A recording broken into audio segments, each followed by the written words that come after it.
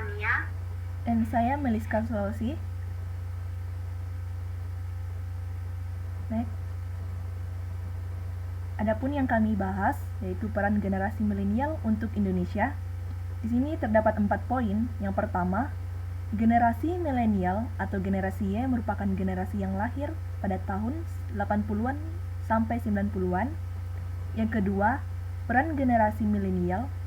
Yang ketiga, prestasi milenial dalam e-sport. Dan yang keempat, prestasi milenial dalam cabang olahraga. Next. Generasi milenial sering disebut sebagai generasi Y yang menyukai kebebasan dan fleksibilitas seperti kebebasan bekerja, belajar, maupun berbisnis.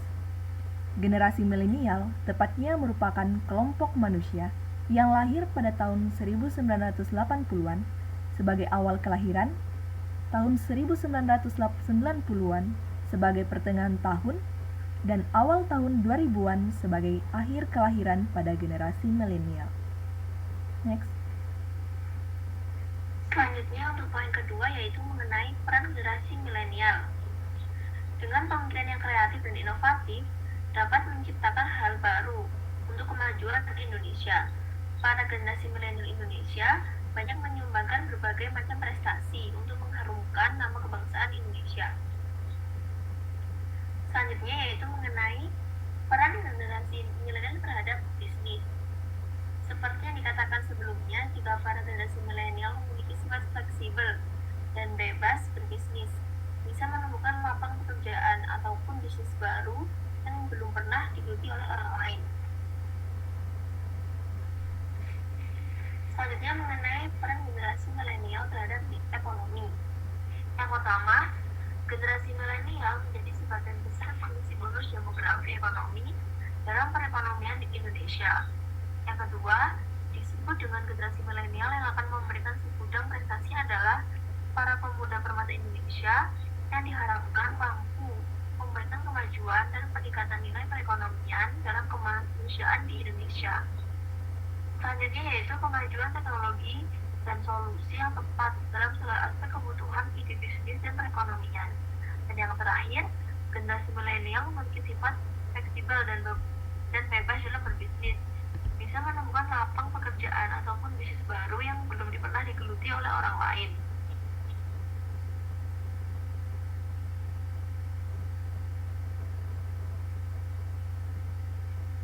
Selanjutnya yaitu prestasi milenial dalam e-sport. Yang pertama ada esports Legends pada tahun 2019 menjuarai turnamen Mobile Legends terbesar di dunia yaitu M11 Championship.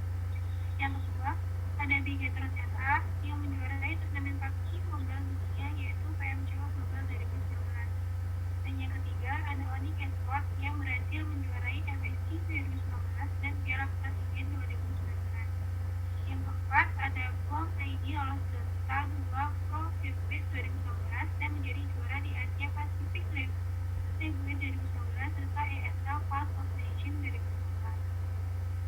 Dan yang terakhir ada LRI Poseidon berhasil mengantongi trofi Free Fire Summer League, sementara RRI Hackers Racing menjadi juara di dunia game Golden Game.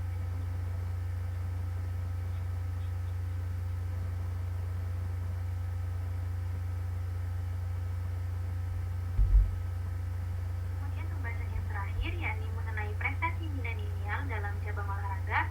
Yang pertama ada Rio Haryanto yang sudah 3 kali membawa lampu Indonesia Raya di race di situ. Kemudian ada Jonathan Christie yang sudah menjadi pemain bulu tangkis 40 besar dunia versi Federasi Bulu Tangkis Dunia atau BWF. Kemudian ada Muhammad Zohri yang berhasil memecahkan rekor satu-satunya anak muda Indonesia, dan Asia yang memenangkan IAAF World U20 Championship dalam lari jarak pendek 100 meter. Dan yang terakhir ada Alfian Muhammad Fajri. Pada tahun ini, atlet panjat tebing itu sukses meraih 2 gelar juara dunia nomor speed putra sepanjang 2019.